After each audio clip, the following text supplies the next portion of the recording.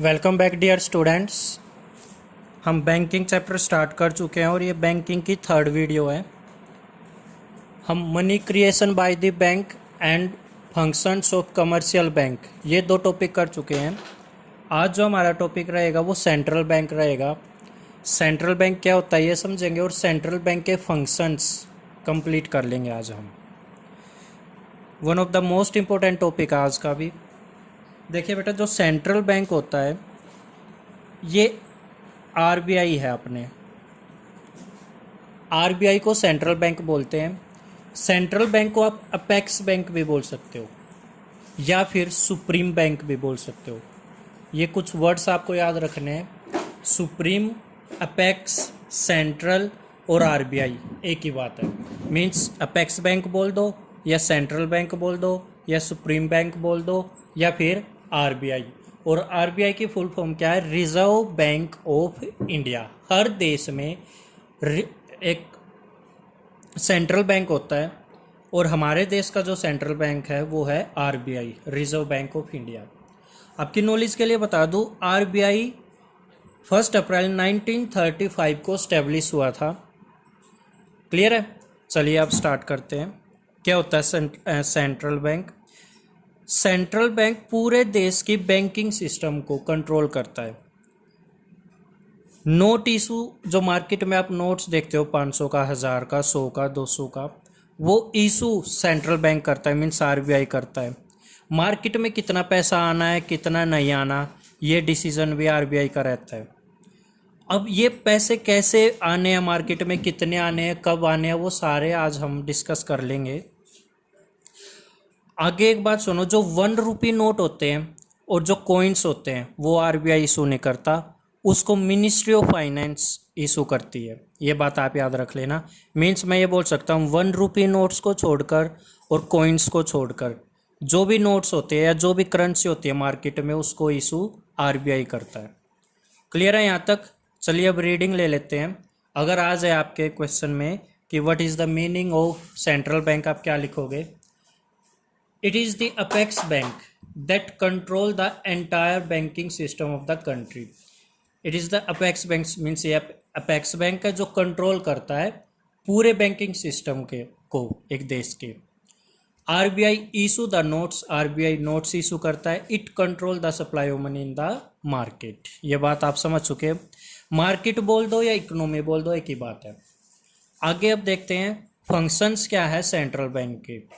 देखिए, सबसे पहला फंक्शन जो हम पढ़ रहे हैं वो है इशू ऑफ करेंसी नोट्स, जो मैंने अभी अभी डिस्कस किया आपसे कि मार्केट में जो कॉइन्स और 1 रुपये नोट को छोड़कर जो भी करेंसी होती है वो सभी इशू की जाती है आरबीआई के द्वारा।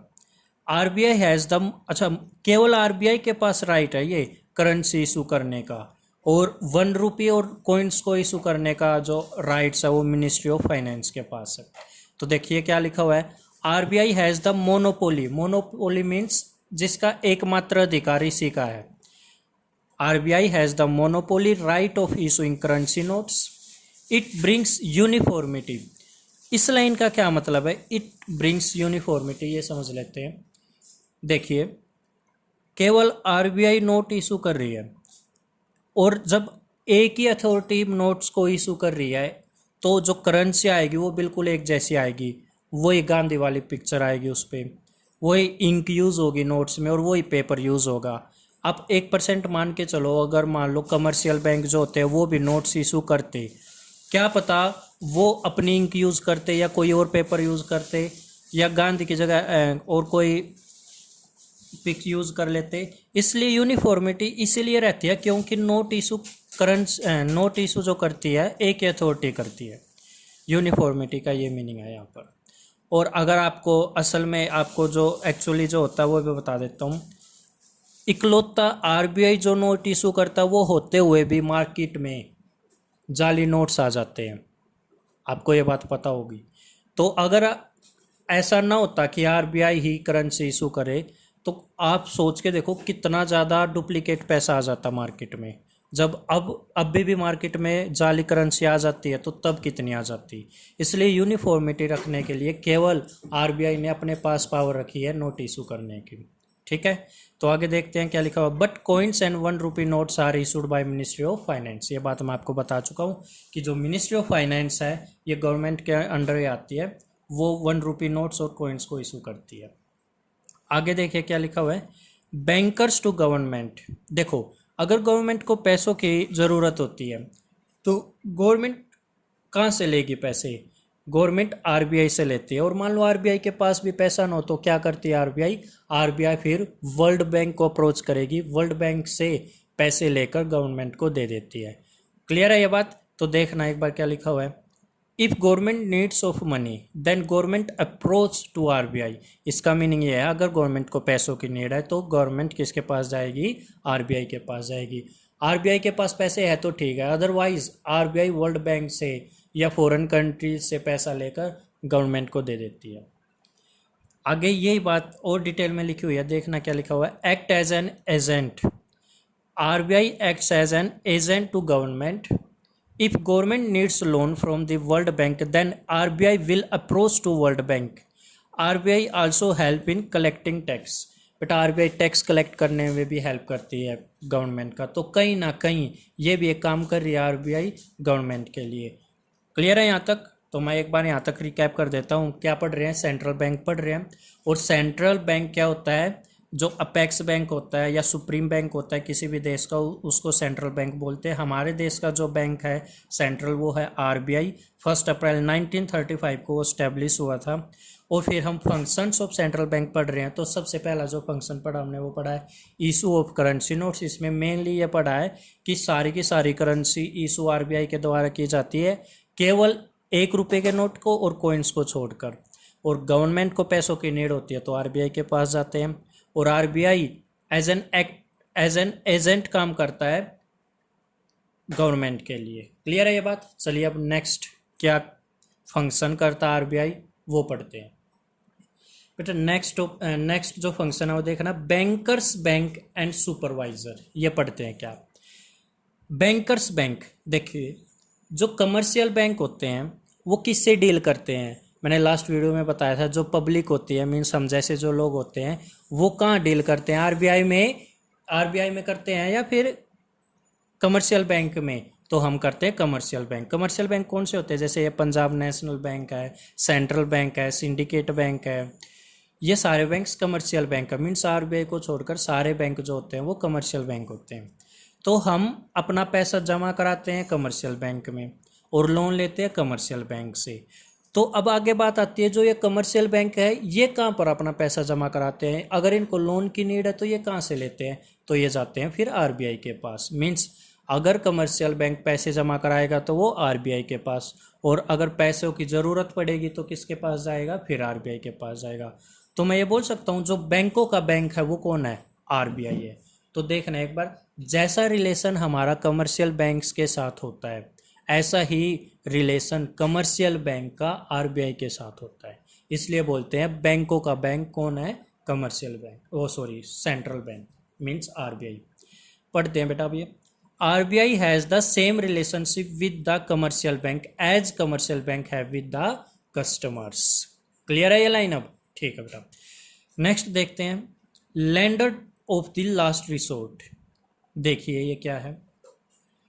अगर मान लो कोई बैंक इंसॉल्वेंट हो जाता है, इंसॉल्वेंट का मीनिंग होता है कंगाल हो जाना, कोई बैंक दिवालिया हो जाए, कंगाल हो जाए, तो उस बैंक के पास पैसों की कमी हो गई तो पैसे कहाँ से आएंगे उस बैंक के पास? मान लो एक बैंक है बेटा, बैंक का नाम है Punjab national bank, PNB insolvent हो जाता है, ये मान के चलना।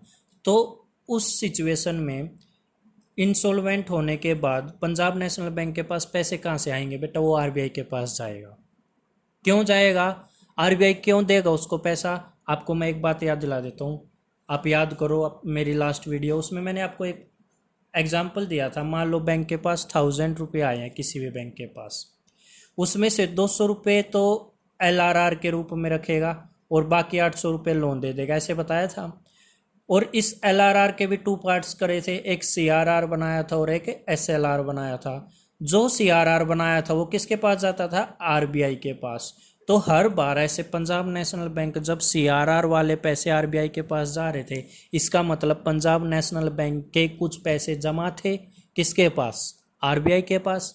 अब ज़रूरत पड़ गई, क्योंकि पंजाब नेशनल बैंक के पास पैसे नहीं रहे, इंसॉल्वेंट हो गया, तो किसके पास जाएगा, जो पैसा इसने जमा कराया था, पंजाब नेशनल बैंक ने जमा कराया था आरबीआई के पास, किस रूप में कराया था, सीआरआर, कैश रिजर्व रेशो, वो पैसा निकलवा लेगा अपना।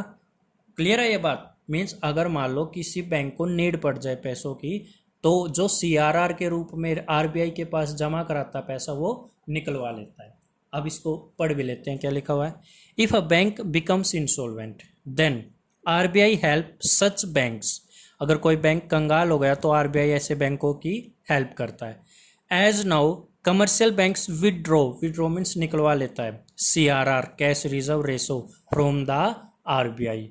सो RBI is the guarantor of solvency. इसलिए अगर मान लो कोई बैंक दिवालिया भी हो जाए, कोई बैंक कंगाल भी हो जाए, घबराने की बात नहीं, आपका पैसा मिलेगा, क्योंकि उस बैंक ने सीआरआर के रूप में कुछ पैसा, बहुत सारा पैसा बल्कि, आरबीआई के पास जमा करा रखा है। क्लियर है ये बात भी। चलिए नेक्स्ट पॉइंट देखते हैं क्या है। Custodian of foreign exchange. Foreign exchange mean होता है फॉरेन करेंसी, विदेशी मुद्रा, विदेशी पैसा। तो आरबीआई विदेशी पैसा अपने पास रखता है, अगर हमें नीड पड़ती है विदेशी मुद्रा की, फॉरेन करेंसी की, तो आरबीआई हमें वो दे देता है। सर कब नीड पड़ती है बेटा, मान लो हम विदेश से, फॉरेन कंट्री से कुछ इंपोर्ट कर रहे हैं, तो जिस देश से हम इंपोर्ट कर रहे हैं तो उनको हमें उन्हीं की करेंसी में पैसे देने पड़ते हैं। मैं एक एग्जांपल दे देता हूँ, अगर मान लो अमेरिका से हम कुछ इंपोर्ट कर रहे हैं तो हम उनको रुपीस थोड़ा ही ना देंगे, उनको हम डॉलर देंगे, और वो डॉलर कहाँ से लेके आएंगे, आरबीआई के पास से। तो ये इस आरबीआई के पास फॉरेन एक्सचेंज भी पड़ा रहता है। ठीक है, नेक्स्ट देखते हैं क्लियरिंग हाउस फंक्शन। ये क्लियरिंग हाउस फंक्शन क्या है बेटा, इसको मैं एक एग्जाम्पल के साथ समझाता हूँ, तब ये बहुत अच्छा समझ में आएगा और फिर इसको पढ़ेंगे। चलिए एक एग्जाम्पल देता हूँ मैं। देखिए बेटा, एक एक्स है बैंक और एक वाई बैंक है।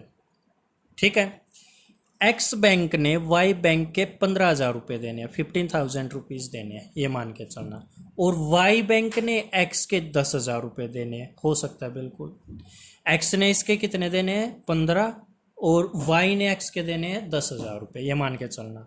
ठीक है, और बेटा इन दोनों ही बैंक का आरबीआई में अकाउंट है। ठीक है, ओके।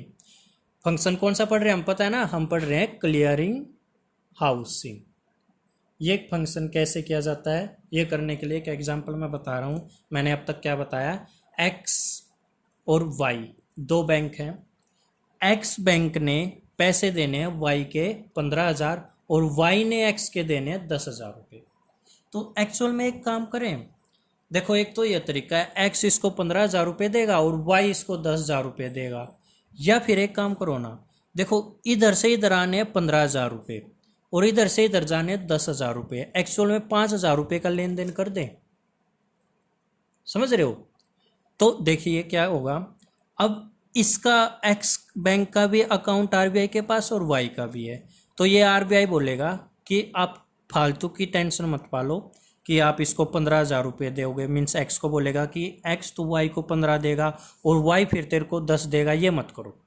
आप एक काम करो, मेरे अकाउंट में, मेरे पास आप दोनों का अकाउंट है, तो मैं आपके 5,000 रुपये की डीलिंग कर देता हूँ। कैसे कर देता हूँ, एक्स के अकाउंट से ट्रांसफ़र कर देता हूँ वाई के अकाउंट में 5,000, और कोई लेना देना नहीं होगा। तो एक बात तो बेटा, लेना देना अब कितने का हुआ, केवल 5,000 रुपये का। ठीक है, और जो 10,000 रुपये है वो आपस में कट गए ना, कट गए ना, ये कट गए मतलब क्लियर हो गए। ये क्या हो गए, क्लियर हो गए। तो इसी को बोलते हैं क्लियरिंग हाउस फंक्शन। क्या बोलते हैं, क्लियरिंग हाउसिंग फंक्शन। आपको ये बात आई है समझ में। ठीक है बेटा, अगर नहीं आई वीडियो को 1 मिनट फिर से ले जाओ, 1-2 मिनट, और फिर से ये एग्जाम्पल समझो, फिर आ जाएगा समझ में। ठीक है, तो देखिए बेटा, क्लियरिंग हाउस फंक्शन में क्या पढ़ा हमने, it is a situation where two banks have account in RBI and both have some transaction with each other. तो वो क्या कर देता है, आपस में ऐसी सेटलमेंट कराता है कि उनको आपस में कैश में लेना देना ही नहीं पड़ता, अकाउंट में आपस में पैसे कट जाते हैं। ये मैंने एग्जांपल के साथ अभी आपको समझाया भी। ठीक है बेटा, नेक्स्ट पॉइंट देखते हैं अब। देखिए बेटा, नेक्स्ट फंक्शन क्या है, control of credit and money supply. RBI control कैसे करता है क्रेडिट एंड मनी सप्लाई का? दो तरीकों से करता है, दो मेजर्स होते हैं, एक तो क्वांटिटेटिव मेजर्स और एक क्वालिटेटिव। ये क्वांटिटेटिव और क्वालिटेटिव वर्ड क्या है, पहले तो इन्हीं को समझ लेते हैं, फिर इनके अंदर क्या लिखा हुआ है पढ़ लेंगे। देखिए, क्वांटिटेटिव का मतलब ये है जब चेंज आए फिगर्स में। कैसे? पहले मार्केट में 100 करोड़ रुपया था, उसको 60 करोड़ कर दिया, मीन्स 100 से 60 करोड़ कर दिया, तो फिगर में चेंज आया ना। ठीक है, ये क्वांटिटेटिव है। फिर क्वालिटेटिव क्या है बेटा, 100 करोड़ रुपया ही था मार्केट में और अभी भी 100 करोड़ है, तो क्या क्वांटिटी में अंतर आया? नहीं आया, बट यहाँ तो आया था ना, 100 से 100 से 60 पे आ गया था, तो क्वांटिटी में अंतर आया, बट यहाँ पर 100 और अभी भी 100 है, फिर चेंज कैसे आएगा यहाँ पर? देखिए, पहले ना मान लो सेक्टर ए है, मान लो एग्रीकल्चर सेक्टर, और एक है इंडस्ट्रियल सेक्टर। टोटल दोनों के पास 100 करोड़ रुपीस था। पहले 60 करोड़ तो एग्रीकल्चर सेक्टर के पास था और जो इंडस्ट्रियल सेक्टर है उसके पास था 60 करोड़। अब क्या हुआ, उल्टा कर दिया, यहाँ पर कर दिया मान लो 60 करोड़, यहाँ कर दिया 40 करोड़। अभी भी पैसा तो 100 करोड़ है दोनों सेक्टर्स के पास, बट क्या किया, यहाँ से बढ़ा, यहाँ कम कर दिया और यहाँ बढ़ा दिया, यहाँ 60 से 40 और यहाँ 40 से 60 कर दिया। यह क्वालिटेटिव मेजर, मीन्स किसी एक सेक्टर में पैसा कम और किसी एक में ज़्यादा कर दिया, ये तो हो गया क्वालिटेटिव मेजर। और क्वांटिटेटिव में भाई 100 से 60 या 100 से 200 300 ऐसे कर दे तो वो क्वांटिटेटिव मेजर। ये समझ गए? अभी चलो डिटेल में हम क्वांटिटेटिव मेजर्स डिस्कस करते हैं। और पहला जो इसमें फंक्शन है क्वांटिटेटिव मेजर में, बैंक रेट है। ये बैंक रेट से कैसे मार्केट में पैसा कम या ज़्यादा होता है ये समझ में आएगा यहाँ से हमें। और ये एक फंक्शन भी है किसका, सेंट्रल बैंक का। देखिए ये डिटेल में पढ़ते हैं इसको भी। देखिए बेटा क्या है बैंक रेट, देखो एक बार, आरबीआई, कमर्शियल बैंक, और ये है मान लो कस्टमर, मीन्स हम जैसे लोग, पब्लिक। इस आरबीआई ने कमर्शियल बैंक को लोन दिया, पैसा दिया, और मान लो 5% रेट पे दिया है, मीन्स इंटरेस्ट रेट क्या है 5%। मान लो 1000 रुपीज़ दिया है और 5% पे दिया है, तो 5 रुपये ब्याज के देने पड़ेंगे। फिर देखो कमर्शियल बैंक आगे क्या करेगा, कमर्शियल बैंक के पास पैसा आ गया, आगे कमर्शियल बैंक कस्टमर्स को पैसे दे देता है लोन के रूप में, और ये कितने पे देगा, इससे तो ज़्यादा ही लेगा, मान लो 7% पे। आप एक बात बताओ, कमर्शियल बैंक हो आप, आपने खुद लोन लिया 5% पे, और सामने वाले को 5 से कम से तो देगा ही नहीं, आपने किस पे दे दिया, 5 से ज़्यादा, मान लो 7% पे दे दिया। क्लियर है ये बात? ठीक है। अब क्या हुआ, मार्केट में ना पैसा बहुत ज़्यादा था, मान के चलना, मीन्स इन्फ्लेशन था। इन्फ्लेशन मीन होता है महंगाई, और जब लोगों के पास पैसा ज़्यादा हो महंगाई आती है और लोग डिमांड भी ज़्यादा करते हैं। अब आरबीआई को टेंशन होगी, मीन्स सरकार को टेंशन होगी, यार क्या करें, मार्केट में ज़्यादा पैसा कम कैसे करें। तो आरबीआई क्या करेगी, देखो आरबीआई अब कमर्शियल बैंक को जब पैसे देगी 5 की जगह मान लो 8% ब्याज पे देगी, इंटरेस्ट रेट कितनी कर दी 8%। और फिर कमर्शियल बैंक जब आगे लोन देगा वो देगा कम से कम भी 10 या 11% पे, मान लो 10% पे दिया। ठीक है, अब आप मेरे को एक बात बताओ, जहाँ पर आपको पहले लोन मिल रहा था 7% पे, अब कितने पे मिल रहा है 10% पे, तो क्या आप लोन लोगे अब मार्केट से? क्या आप कमर्शियल बैंक से अब लोन लोगे? आप नहीं लोगे। और जब आप लोन नहीं लोगे तो आपके पास पैसा नहीं आएगा, और जब आपके पास पैसा नहीं आएगा तो मार्केट में मीन्स इकोनॉमी में इन्फ्लेशन नहीं आएगा, महंगाई नहीं आएगी, आप ज़्यादा डिमांड नहीं करोगे, as a result of which market में पैसा कम हो जाएगा। क्लियर है ये बात? तो ये बैंक रेट क्या किया है आरबीआई ने, बढ़ा दिया जब मार्केट में क्या था, इन्फ्लेशन था, मीन्स महंगाई थी और लोग ज़्यादा डिमांड कर रहे थे। अब उल्टा आ जाओ, मार्केट में पैसा कम हो गया मान लो, और मार्केट में अब पैसा ज़्यादा करना है, तो आरबीआई क्या करेगी, इस रेट को कम कर देगी। आरबीआई कमर्शियल बैंक को लोन देगी मान लो 2% पे, और फिर कमर्शियल बैंक कस्टमर को लोन देगा मान लो 3 या 4% पे। अब जब जहाँ पर लोन पहले 10% पे मिलता था, अब वही लोन 4% पे मिल रहा है, तो क्या हर लोग पब्लिक भाग के लोन नहीं ले लेगी, और लोन ले लेगी तो मार्केट के पास मीन्स पब्लिक के पास या कस्टमर्स के पास पैसा आ जाएगा, और जिसके पास पैसा आ जाए फिर से वो डिमांड करना स्टार्ट कर देगा। और ये बोलते हैं बेटा मार्केट में ना तो बहुत ज़्यादा पैसा होना चाहिए ना बहुत कम होना चाहिए, मीन्स ना तो इन्फ्लेशन होना चाहिए ना डिफ्लेशन। डिफ्लेशन मीन्स होता मंदी, दोनों ही सिचुएशन गलत मानी जाती है। फिर क्या होना चाहिए, बैलेंस सिचुएशन होनी चाहिए, मीन्स ना ज़्यादा पैसा ना ज़्यादा कम पैसा ना ज़्यादा। क्लियर है ये बात। तो अब आपने ये फंक्शन समझा कि बैंक रेट घटा बढ़ाकर आरबीआई कैसे मार्केट में पैसे कम या ज़्यादा कर सकती है। तो ये भी फंक्शन किसका बन गया, अब आरबीआई का। क्लियर है यहाँ तक। चलिए अब नेक्स्ट पॉइंट देखते हैं। देखिए नेक्स्ट क्या है बेटा, ओपन मार्केट ऑपरेशंस। ये क्या है पता है क्या, आरबीआई के पास गवर्नमेंट की कुछ सिक्योरिटीज़ होती हैं। सिक्योरिटी मतलब एसेट्स होती है गवर्नमेंट की, ठीक है। और कैसी सिक्योरिटीज़ वो डिटेल में कभी आगे बताऊंगा। अभी के लिए इतने समझ लो, जैसे ट्रेजरी बिल्स वगैरह होती है, ये सिक्योरिटीज़ होती हैं गवर्नमेंट की जो आरबीआई के पास होती हैं, ठीक है।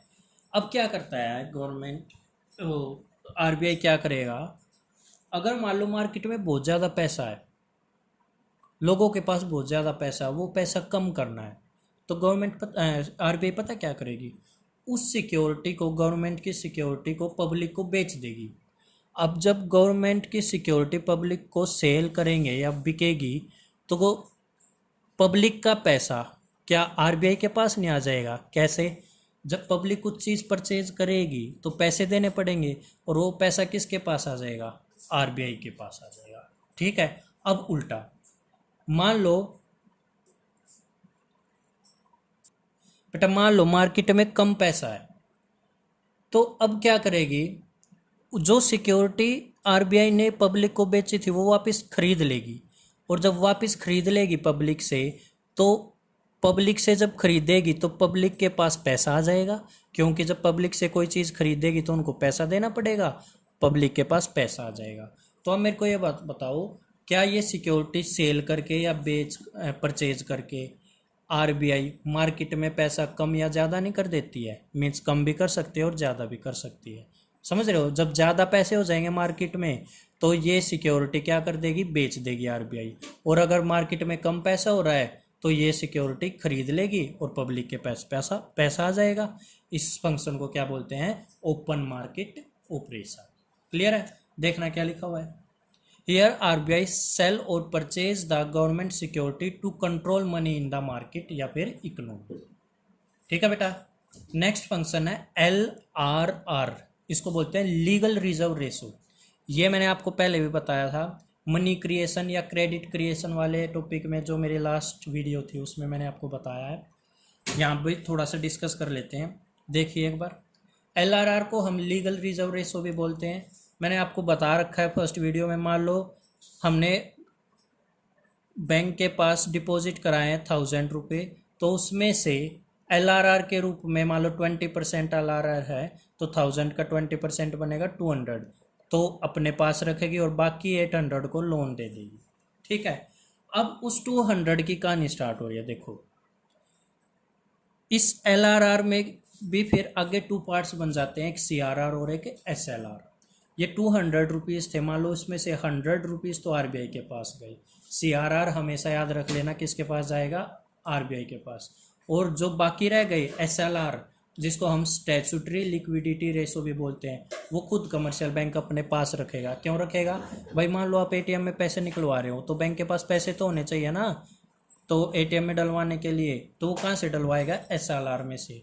या फिर आपने FD करा रखे और वो FD आप तोड़वा रहे हो, पैसे ले रहे हो वापस से कमर्शियल बैंक से, या तो वो कहाँ से आएंगे, SLR में से देंगे। ठीक है, तो ये LRR भी कौन फिक्स करता है, ये फिक्स करता है आरबीआई। LRR कौन बताएगा, आरबीआई। आरबीआई बताएगा LRR कितनी रखनी है, 20%, 30%, 40%, ये आरबीआई बताएगा। अब सुनो, मान लो मार्केट में बहुत ज़्यादा पैसा हो रहा है, तो मार्केट में पैसा कम करना है। कम कैसे करेंगे मार्केट में पैसा, लोन कम दो। और लोन कम कब देंगे, अगर ये LRR इंक्रीज कर देंगे। मैं एग्जांपल दे देता हूँ। देखो मान लो आपने ना 1000 रुपीज़ डिपॉजिट कराए, बैंक में, कमर्शियल बैंक में 1000, और LRR फिक्स हो रखी है 20%, तो 200 तो बैंक अपने पास रखेगा और 800 रुपये लोन के रूप में दे देगा। ये 20% थी तो 200 रुपये रखने पड़े, क्या किस रूप में, LRR के रूप में, ये लोन दे दिया। अब मार्केट में बहुत ज़्यादा पैसा हो रहा मान लेना, तो LRR है ना RBI ने इंक्रीज कर दी, ये कर दी 40% मान लो, तो 1000 का 40% 400 तो रखने पड़ेंगे LRR के रूप में, और बाकी 600 लोन जाएगा। और जब मार्केट में 600 लोन गया, इसका मतलब मार्केट में पैसा कितना आया, 600, तो ऑटोमेटिक मार्केट में कम पैसा हो गया, ज़्यादा पैसा हो रहा था तो कम हो गया। ठीक है, तो अब क्या किया RBI ने, देखना एक बार, LRR की रेट बढ़ा दी तो मार्केट में पैसा कम आया, और उल्टा कर दे तो LRR मान लो 10% कर देती तो 1000 में से 100 रुपये LRR के रहते और बाकी कहाँ से ले जाते, 900 रुपये लोन के रूप में, तो मार्केट में ज़्यादा पैसा आ जाता। तो ऐसे RBI क्या करता है, मार्केट में पैसा कम या ज़्यादा कर देता है। तो क्या यही भी एक फंक्शन बन गया ना RBI का, तो यही फंक्शन है LRR वाला। क्लियर है, देखना यहाँ पर लिखा हुआ है, if LRR is increase then loan amount will be reduce and vice versa. Vice versa means इसका उल्टा।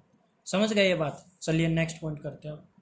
ये देखिए बेटा, अब क्वालिटेटिव मेजर्स पे आ जाते हैं। क्वांटिटेटिव हम कर चुके हैं लास्ट पेज पे, ये हमारे क्वांटिटेटिव हो चुके हैं इस पेज पे, अब हम कर रहे हैं क्वालिटेटिव मेजर्स। सबसे पहला पॉइंट इसमें लिखा हुआ मार्जिनल रिक्वायरमेंट। ये क्या होता है ये समझते हैं एक बार। चलिए इसको भी डिटेल में समझते हैं, फिर यहीं पे आएंगे। देखिए ये मार्जिनल रिक्वायरमेंट क्या होता है, पहले ये समझ लेते हैं। बेटा मार्जिन का मतलब आपको पता होगा, गैप होता है, गैप। देखो क्या एग्जाम्पल समझो। मान लो आप बैंक से लोन लेने के लिए गए हो, तो जब बैंक आपको लोन देता है तो आपसे गिरवी रखवाता है कुछ ना कुछ। मान लो बैंक ने आपसे एक प्रॉपर्टी गिरवी रखवा ली, और वो प्रॉपर्टी जो गिरवी रखवाई है वो 1 करोड़ की। आपका एक प्लॉट था, बैंक ने वो गिरवी रख लिया और आपको लोन दे देगा फिर। और याद रख लेना, जितने की प्रॉपर्टी होती है आपको उतना लोन कभी नहीं मिलता, उससे कम अमाउंट का मिलता है। और आपको लोन मिला मान लो 80 लाख रुपीज़ का। क्लियर है? तो आप बताओ, आपने प्रॉपर्टी गिरवी रखी है 1 करोड़ की, आपको लोन मिला 80 लाख का, इसका मतलब 20 लाख का क्या हो गया, गैप हो गया। और इस गैप को ही क्या बोलते हैं, मार्जिन। ठीक है, चलो अब मान लो मार्केट में बहुत ज़्यादा पैसा हो रहा था और मार्केट में पैसा कम करना था, तो क्या करेगी RBI, ये बोलेगी कमर्शियल बैंक को, अगर आप लोन दे रहे हो 1 करोड़ की प्रॉपर्टी आपके पास गिरवी रखी गई है, मान लो 1 करोड़ में से आप 80 लाख लोन सैंक्शन मत करना, आप करना 60 लाख। ठीक है, अब सुनो, गैप कितने का हो गया, 40 लाख का। मीन्स 1 करोड़ की प्रॉपर्टी गिरवी रख के 60 लाख का लोन मिला, तो मार्केट में 60 लाख रुपए आए, तो मार्केट में कम पैसा आया। ज़्यादा पैसा आता था पहले, अब कितना हो गया, 60 लाख आया। मीन्स कम आया ना, पहले 80 लाख आता था, अब कितना आया, 60 लाख आया। तो आप ही बताओ, क्या मार्जिनल रिक्वायरमेंट मीन्स क्या ये गैप बढ़ा के मार्केट में कम पैसा किया जा सकता है? समझ गए ना ये बात? तो यही है बेटा अगला पॉइंट, मार्जिनल रिक्वायरमेंट में ये मार्जिन घटा बढ़ाकर मार्केट में पैसा कम या ज़्यादा किया जा सकता है। ज़्यादा कैसे करेंगे, मान लो 1 करोड़ की प्रॉपर्टी है और मार्केट में कम पैसा हो रखा था, अब ज़्यादा पैसा करना है। 1 करोड़ की प्रॉपर्टी है, गवर्नमेंट RBI ये बोल देगी कि अब आप है ना 90 लाख तक का लोन सैंक्शन कर दो, तो गैप कितने का हो गया, 10 लाख का। और मार्केट में अमाउंट कितनी आ गई, 90 लाख, जहाँ पर पहले 80 या 60 लाख आ रही थी, अब 90 लाख आ रही है। तो क्या मार्जिनल रिक्वायरमेंट कम करके मार्केट में ज़्यादा पैसा नहीं आ जाएगा? तो ये है बेटा मार्जिनल रिक्वायरमेंट, कम या ज़्यादा करके मार्केट में कम या ज़्यादा पैसा किया जा सकता है। तो ये भी एक फंक्शन किसका बन गया, RBI का। हम पढ़ भी क्या रहे हैं, फंक्शंस ऑफ RBI या फिर सेंट्रल बैंक। तो हम मार्जिनल रिक्वायरमेंट पढ़ चुके हैं, देखना एक बार। मार्जिन मीन्स गैप बढ़ा के क्रेडिट मार्केट में मीन्स लोन मार्केट में या पैसा मार्केट में कम किया जा सकता है, या मार्जिन या गैप कम करके मार्केट में क्रेडिट या लोन या मनी ज़्यादा की जा सकती है। ठीक है, आगे मोरल सुएशन, ये क्या है, एडवाइस देना कि भाई आप है ना ज़्यादा लोन मत लो वरना आपको इंटरेस्ट रेट ज़्यादा देनी पड़ेगी। ऐसे एडवाइस करके मार्केट में बैंक्स कम या ज़्यादा पैसा दे सकती है। और RBI बोलेगी कि ऐसा करो, ऐसी एडवाइस देना स्टार्ट करो। कमर्शियल बैंक को बोल देगी कि ऐसी एडवाइस दो कि मार्केट में पैसा लोन के रूप में ले ही ना, और अगर लोन ज़्यादा देना चाहते हैं तो मींस मार्केट में मान लो अगर पैसा कम हो रखा है तो फिर आरबीआई कमर्शियल बैंक को बोल देगी कि अब एडवाइस देना स्टार्ट करो कि लोन ले लो। तो ऐसे एडवाइस, केवल एडवाइस से भी मार्केट में पैसा कम या ज़्यादा किया जा सकता है। नेक्स्ट है क्रेडिट राशनिंग। ये क्या है? यहाँ तो केवल एडवाइस दे रहे थे, यहाँ पर पॉलिसी बनाकर इम्प्लीमेंट भी कर देंगे। यहाँ पर ये बोल देंगे देखो एग्रीकल्चर सेक्टर में मान लो पैसे की कमी है तो एग्रीकल्चर सेक्टर में ही ज़्यादा पैसा दे देंगे, या इंडस्ट्रियल सेक्टर में पैसों की कमी है तो इंडस्ट्रियल सेक्टर में पॉलिसी बना देंगे कि अब हम ज़्यादा पैसा देंगे। ये है क्रेडिट राशनिंग। तो बेटा अब ये क्वालिटेटिव मेजर्स या फंक्शंस भी ख़त्म हो चुके हैं आरबीआई के। एक इम्पोर्टेंट चीज़ ये चीज़ बता देता हूँ, ये आती है एग्जाम में। रेपो रेट क्या होता है और रिवर्स रेपो रेट क्या होता है, ये पढ़ लेते हैं। देखो एक बार, जब आरबीआई लोन देता है कमर्शियल बैंक को तो एक इंटरेस्ट जरूर लेता है आरबीआई कमर्शियल बैंक से, और जो इंटरेस्ट की रेट होती है उसको रेपो रेट बोलते हैं। देखना क्या लिखा हुआ, the rate at which RBI gives loan to the commercial bank that is known as repo rate. अब उल्टा बेटा, कई बार आरबीआई को नीड पड़ जाए, कमर्शियल बैंक से पैसे ले लेती है, या फिर जो आपको पता है कमर्शियल बैंक सीआरआर के रूप में पैसे जमा कराता है, किसके पास जमा कराता है? आरबीआई के पास। तो जब ये सीआरआर के रूप में आरबीआई के पास जमा कराता है ना, बदले में ब्याज भी लेता है, ठीक है, तो जिस रेट पे वो ब्याज लेगा उसको क्या बोल देंगे? सीआरआर। तो यहाँ पर देखना रिवर्स रेपो उल्टा हो जाएगा, the rate at which commercial bank get interest from the RBI. यहाँ पर आरबीआई की तरफ से लोन जाता है किसके पास? कमर्शियल बैंक के पास। सॉरी मैं उल्टा बोल गया, यहाँ पर आरबीआई की तरफ से इंटरेस्ट जाता है, किसके पास जाता है? और कमर्शियल बैंक के पास जाता है, उसको बोलते हैं रिवर्स रेपो रेट। एक बार और समझ लो, रेपो रेट में तो क्या होता है, आरबीआई लोन देती, जिस रेट पे आरबीआई लोन देती है कमर्शियल बैंक को उसको रेपो रेट, और रिवर्स रेपो रेट सिंपल भाषा में ऐसे समझ लो, जिस रेट पे कमर्शियल बैंक लोन देता है आरबीआई को उसको बोलते हैं रिवर्स रेपो रेट। मैंने ये थोड़ा सा घुमा के लिखा हुआ, the rate at which commercial banks get interest from RBI, उल्टा लिख दिया, जिस रेट पर कमर्शियल बैंक को इंटरेस्ट मिलता है आरबीआई से, बात वही है, उसको सीआरआर भी बोलते हैं। और जो बैंक कमर्शियल बैंक जो पैसा जमा कराता है आरबीआई के पास उसको सीआरआर बोलते हैं, और उस सीआरआर पे जो पैसा मिलता है इंटरेस्ट के रूप में कमर्शियल बैंक को आरबीआई से, उसको क्या बोलते हैं? Reverse repo rate. तो बेटा आज हमने क्या किया है, बेसिकली सेंट्रल बैंक को पढ़ा है और सेंट्रल बैंक के फंक्शंस को पढ़ा है। I hope this video is also clear to all of you. In case you have any doubt, you can call me at any time. Thank you and have a nice day.